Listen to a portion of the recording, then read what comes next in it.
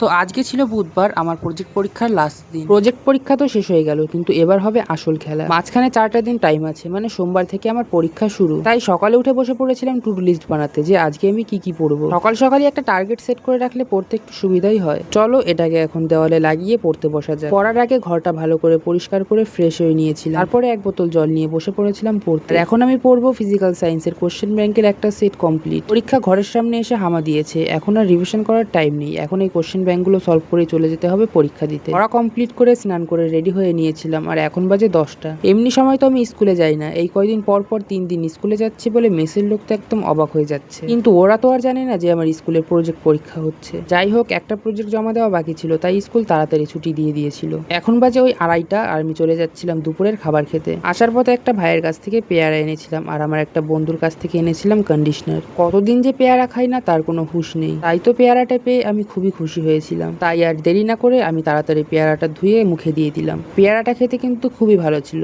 একটা জায়গায় অল্প পোকা ছিল, ও কোনো ব্যাপার না। তারপর আর একটা স্লট পড়া কমপ্লিট করে আমি চলে গেছিলাম বিকালে একটু মোমো খেতে। ভিডিওটা লাস্ট পর্যন্ত দেখলে একটা লাইক করে দিও।